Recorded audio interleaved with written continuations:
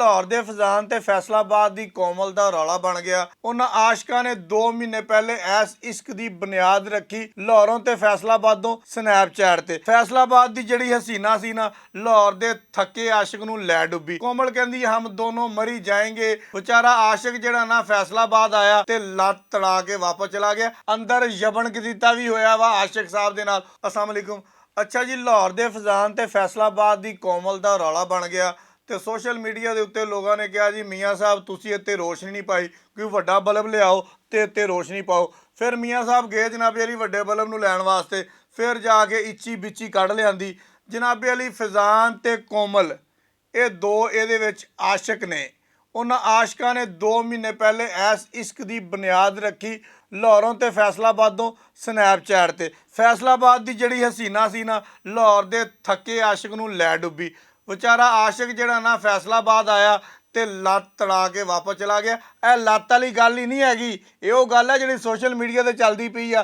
अंदर यबन गतीता भी होया वा आशिक साहब दे नाल। वो मैं तैनूं बाद च दसांगा, थोड़ा जिहा अगे जाके मज़ा भी तो लवो ना गल दा। जे तुसीं क्या रोशनी पाओ तो फिर मैं रोशनी इदां दी पावांगा कि कमरे च नेरा कर दियांगा, बल्ब भी लगे होणगे। ये खैर जी फजान साहब लाहौरों चलते आ, प्लैन बन जाता वा मरी जाण दा। कोमल कहती हम दोनों मरी जाएंगे, वहाँ पर खूबसूरत पहाड़ियाँ होंगी, एक तरफ तुम होगे एक तरफ मैं हूँगा, दरमियान में सड़क होगी, बांदर भी घूम रहे होंगे वहाँ पर, कोई बांदर के मुंह में छल्ली डालेगा। ये सारा कुछ लिख पढ़ के अपने कोल आ, उदा आप तुहानूं पता गल नहीं करते। खैर जी फजान हुणी आ गए जी, हुण मरी चलांगे। हल्की हल्की बर्फबारी हो रही है, सैडां ते बर्फ पई हुई है, दरम्यान दे विच रूला फिरिया होया वा, उत्ते फिर के आपां इंज करके तस्वीरां बनावांगे जिवें टाइटैनिक ते बनदियां वा। खैर जी आ गया फजान भाई फैसलाबाद। उन्हें कहा जी आओ चलिए मरी। कोमल गड्डी 'च बह गई। उन्हें कहा जी मरी आपां बाद चलते हैं, पहले मेरे घरों कोई शै लै लईए मिलर टाउन। वो भाई फजान नूं लै गई Miller town. Miller town Lija के जिन्ने फजान साहब की जेब दे विच पैसे सीगे वो सारे दे सारे कढ़ ले। कढ़न तो बाद उन्हें एक भाई नाल सद लिया, भाई सद्या, फिर उन्हें दूसरा भाई सद लिया, फिर दूसरे भाई ने रल के यबन गतीता, समझ रहे हो ना यबन गतीता, वो यबन गतीता कीता। यबन गतीता करके पुराने चबारे की छत के उत्ते इस भाई नूं रख लिया।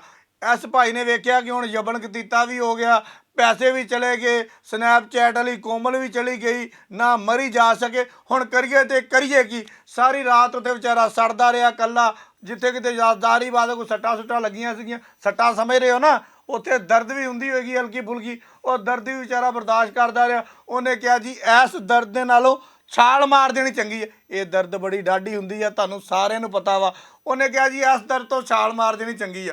खैर जी कंध तो मारी छाल ते थल्ले जनाबे वाली जाके गोडा वज्जा इट ते। पहले गोडे ते रगड़ा लगियां होईयां सीगियां, उही गोडा जनाबे वाली जाके इट ते वज्जा, झपड़ी टुट गई, लत्त टुट गई। अलैड हस्पताल लै आंदा। अलैड हस्पताल आ के जो गल खुली, जो सारा चीज़ां सामने आईयां, उन्हें कहा तो रौला पै गया फैसलाबाद के मीडिया ते फैसलाबाद के मीडिया दे विच चंद एक ऐसे सहाफ़ी भी आ जिहड़े रोशनी बड़ी क्लास दी पांदे आ ते बड़ी क्लास दी लैंदे आ, लिहाजा इत्थों भज जाना ही बेहतर आ। हुण गल ये हैगी कि फैसलाबाद दी पुलिस भी फजान दे मगर आ ते मैं फजान दे मगर कोई नहीं, मैं कोमल दे मगर आ।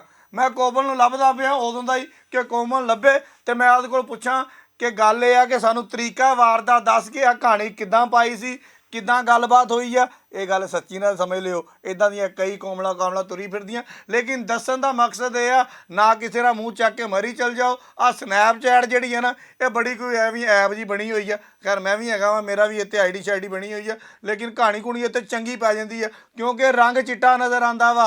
ए मुंडे दा रंग वैसे भी चिट्टा सीगा जिहड़ी वारदात इहनूं पई है। खैर जी हुण कहानी सारी खोल के तुहानूं दस दित्ती है। फैसलाबाद की पुलिस फजान भी लभदी फिरदी आ, घूमन भी लभदी फिरदी आ। फजान का नंबर जिहड़ा वो चलदा पिया, लेकिन भाई फजान मोबाइल नहीं चकदा पिया अपना, पता नहीं हो ज़ाहरी बात लत्त ते सट लगी आ, लत्त ते लगी आ। अल्लाह हाफिज़।